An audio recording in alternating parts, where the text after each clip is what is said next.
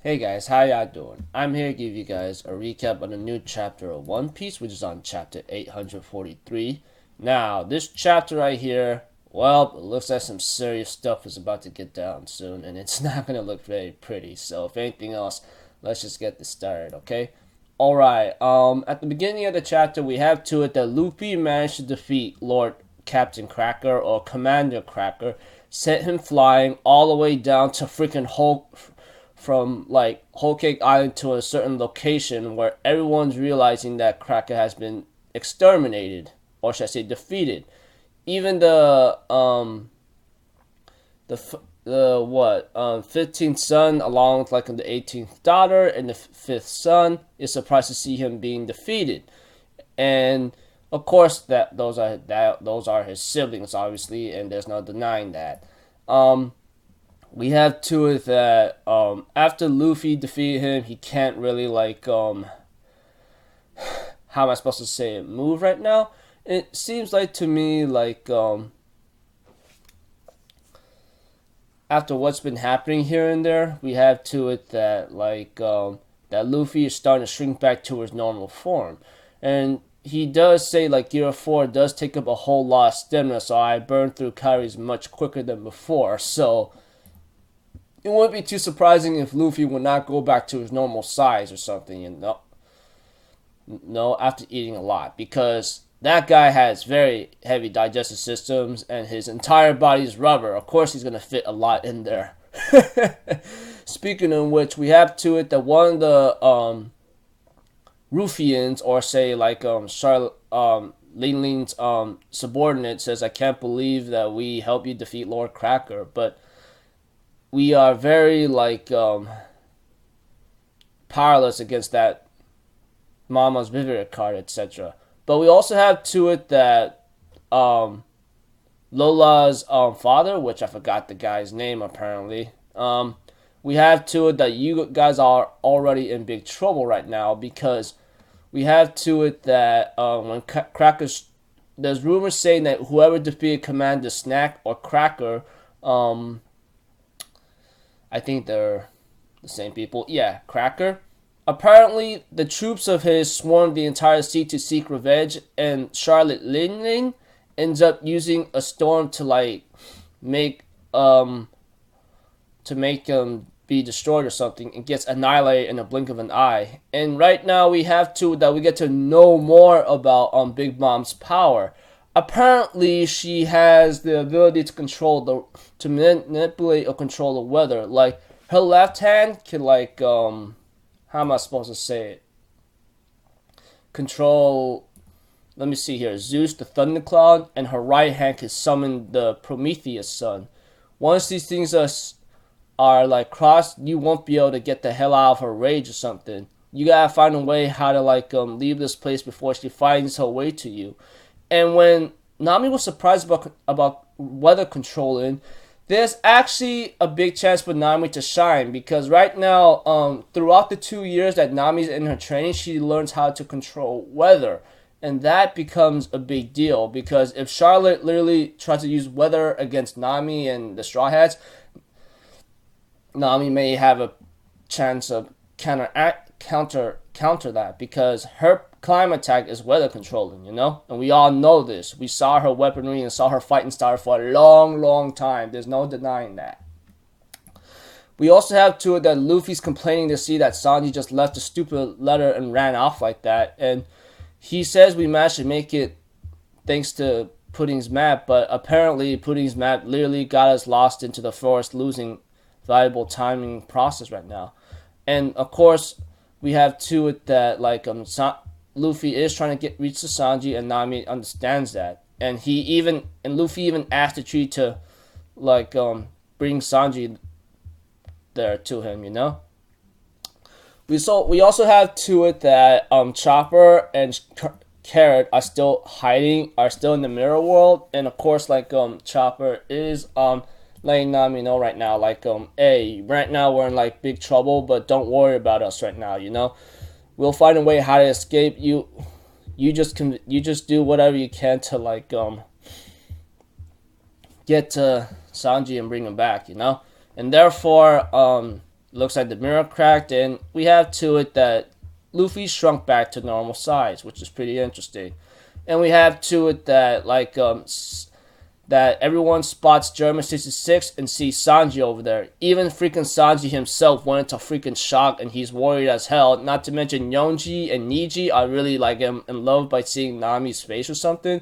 Even Judge is like saying, hey, what the hell is he doing here? So that's the infamous Straw Hat Luffy. And of course we have to it that and we also have to it that freaking Luffy's saying, hey, I'm here to pick you up. Let's get the hell out of here. But Sanji, on the other hand, ends up remembering all those times he spent with him, and he ends up telling him, get away or we'll freaking shoot you. Between you and me, I wanted to come get you on my own, but you know the others. But yeah, if I were alone, I don't think so, you know? But we also have to it that Sanji remembers what he's already in trouble because, that his hands are precious to him and he can't really cook without them. Although he can't cook without them. And we have to it that Zoro's team is already in Wano and he is given a warning back then about seeing how they were so brave to reject one of Mama's invitations. And I'm like, holy that's not good. And Sanji himself, remembering about Nami, Chopper, and Brook and all of them coming, we've come here, and then we have to it that Sanji's father, Zeph, his real father that he considers, and so forth. And Sanji all of a sudden kicks Luffy. Even Nami says, what the hell are you doing? And Sanji ends up having this big ego of being royalty now. And therefore he goes like, get the hell out of here, you lowly life sea slugs. Even Yonji, Niji, and Ichiji is really happy about this. They even smiled and laughed. They even grin and smile and laugh right now. And of course, Renji, Sanji's sister, if anything, if I didn't say her name correctly or I've forgotten her name, ends up saying nothing right now, and he ends up telling Luffy, I am part of the German kingdom now, and I haven't even told you the full-on secret. So being worthless, standing in my presence, I no longer stay with you, and I have here soldiers and wealth and service to beckon my call. Get the hell to you, return to your ship with the Roman sea with your buffoons, or you're gonna get your butt slashed or something. So in other cases, Sanji is pretty much telling Luffy off I'm here to live in eternal glory, wanting for absolutely nothing with a big mom's beautiful daughter at my side. You hear me? I'm sure even the world's biggest idiot can tell which of the two is better option here. You guys really need to learn how to read between the lines to get the hell out of here. I've been too silent when I'm not going back. Even Nami herself is actually really hurt by this, or even scared. And we have to it that, I'm sorry everything you be here, but everything's gone in vain. So what's your name again? Even Luffy's really ticked off and said, I'm not buying any of this stupid stuff you're saying.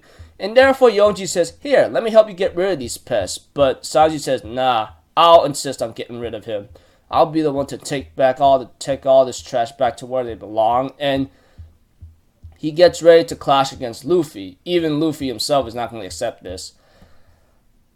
Alright, some of y'all could be salty, and a lot of Sanji fans could say a lot of things too, but I can understand why he's doing this. Whether it is out of his own heart, or if he's really trying to say goodbye, or he's trying to protect them, understandable. But right now, Sanji is about to clash head to head with his captain right now, and of course, if Sanji says that he's leaving the crew in a different way, I'm not saying it directly to Luffy, but saying, you guys need to leave, I don't want you to get killed or something, you know, that kind of thing. Or he's really saying, goodbye, get the hell out, or I'm going to kick your butt, you know.